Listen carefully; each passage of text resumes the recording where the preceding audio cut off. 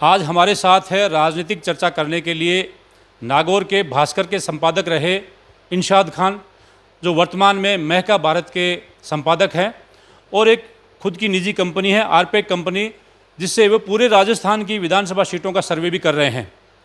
आज इनसे जानते हैं कि नागौर की 10 विधानसभा सीटों का क्या समीकरण है, कौन सा उम्मीदवार कौन सी पार्टी में मजबूत है और क्या हनुमान बेनीवाल का रोल रहेगा, क्या ज्योति मिर्धा का रोल रहेगा और क्या यूनुस खान का नागौर की। सबसे पहले आप नागौर जिले की 10 सीटों का मोटे तौर पर विश्लेषण बताइए। नागौर जिले में जिस तरीके से अभी ज्योति मिर्धा के भाजपा में जाने से राजनीतिक समीकरण बदले हैं, उसके बाद में यहाँ पर बहुत कुछ चीज़ें बदली है। जो नाथूराम मिर्धा, स्वर्गीय नाथूराम मिर्धा के समर्थक थे, वो ज्योति मिर्धा के साथ हैं पिछले लगातार 3 एमपी चुनाव से। उसी तरीके से हनुमान बेनीवाल की जिस प्रकार से फैन फॉलोइंग पूरे राजस्थान में बढ़ रही है, उसका नागौर में ओबियसली असर देखने को मिलता है। अब तीसरी एक चीज़ है यहाँ पे जो वो है इम्पोर्टेंट, समय के साथ वो भी आएगी सामने, वसुंधरा गुट। वसुंधरा गुट का कितना असर रहेगा, वसुंधरा गुट के कितने लोगों को टिकट मिलते हैं, इसका भी नागौर की राजनीति में असर पड़ेगा। जैसे कि चुनाव थे 2003 में 10 में से 9 सीटें ही वसुंधरा जी की यहाँ पे, 2013 में भी यही रिजल्ट रहा। लेकिन आप ये देखो 2008 के भी एक चुनाव थे, उसमें इतनी बुरी स्थिति नहीं थी जितनी 2018 की थी। 2008 में वसुंधरा जी की 4 से 5 सीटें शायद आई थी, मैं देख रहा हूँ। तो ये 3 फैक्टर यहाँ पे रहेंगे। इसके अलावा यहाँ पे स्थानीय फैक्टर भी हैं। चूँकि यहाँ पे पानी का मुद्दा था तो पानी आ गया यहाँ पे, वो मुद्दा गौण हो गया। लेकिन जो पूरे राजस्थान के मुद्दे हैं, रोजगार, शिक्षा, स्कूल, वो जो निरंतर चलते हैं वो यहाँ पर भी हैं। ओवरऑल नागौर जिले की 10 सीटों में से फिलहाल जो समीकरण है वो है 6-2-2। अब आने वाले चुनाव में क्या हो सकता है वर्तमान संभावनाओं को देखते हुए?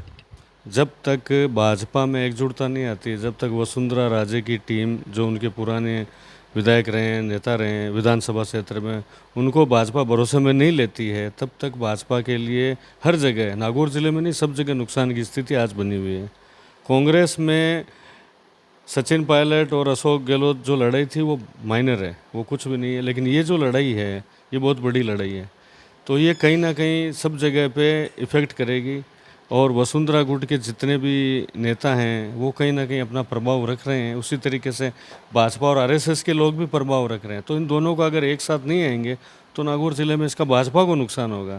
कांग्रेस में भी फूट है, लेकिन कांग्रेस में जो फूट है उसमें कांग्रेस के कम है, क्योंकि आप देखोगे कुछ सीटें ऐसी है जहाँ पर दावेदार ही नहीं है। कांग्रेस में सिंगल दावेदार है, जायल में सिंगल, डेगाना में सिंगल, डीडवाना में सिंगल, डीडवाना में सॉरी हैं दावेदार, और नावा में सिंगल। तो कुछ सीटें ऐसी है जहाँ पे कांग्रेस ठीक है, लेकिन कांग्रेस के लिए जो सोचने वाली सीटें हैं उसमें आपके नागौर, खिवसर, आपके मकराना और लाडनू।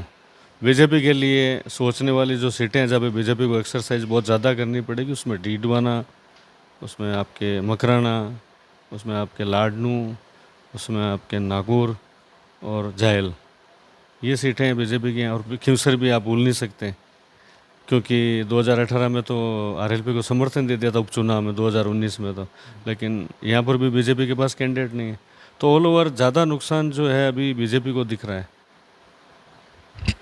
तो ये थे दैनिक भास्कर के एडिटर रहे इनशाद अली खान, जो वर्तमान में एक अपनी निजी कंपनी के ज़रिए पूरे राजस्थान की सीटों का सर्वे कर रहे हैं। और इनसे हमने नागौर ज़िले के परिप्रेक्ष्य में बात की है। नागौर ज़िले से जो मुख्य रूप से बात निकलकर सामने आई है वो ये है कि यहाँ पर सबसे ज़्यादा महत्वपूर्ण जो है भारतीय जनता पार्टी के लिए वो है वसुंधरा राजे, और भारतीय जनता पार्टी की जो एक खींचतान देखी जा रही है, यूनुस खान को लेकर भी एक बातें कही जा रही है कि यूनुस खान को भी किनारे किया जा रहा है। सारी बातें निर्भर करेगी इस पर कि भारतीय जनता पार्टी क्या एकजुट होकर लड़ती है, क्या वसुंधरा राजे सिंधिया के नेतृत्व में चुनाव लड़ती है, इस बात को लेकर तय करेगा। साथ ही कांग्रेस में भी जो अशोक गहलोत और सचिन पायलट का खेमा है वो भी नागौर में कहीं ना कहीं देखने को मिलता है। साथ में यह भी निर्भर करेगा कि कांग्रेस की सीट कौन लेकर आता है। हर सीट पर जो उम्मीदवार है वो तय करेंगे हार और जीत का आंकड़ा, क्योंकि सीट मिलने के बाद ही मुकाबले तय होंगे। लेकिन फिलहाल जो नज़र आ रहा है नागौर ज़िले में वो ये है कि मिला जुला सा असर है। फिलहाल जो 6 सीटें कांग्रेस की है उनके लिए चुनौती है उन सीटों को बचाना, और देखना दिलचस्प ये रहेगा कि क्या राष्ट्रीय लोकतांत्रिक पार्टी अपनी सीटों की संख्या बढ़ाती है या जो सीटें हैं उससे कम होती है। सहयोगी अजीज़ के साथ हनीफ खान, नागौर।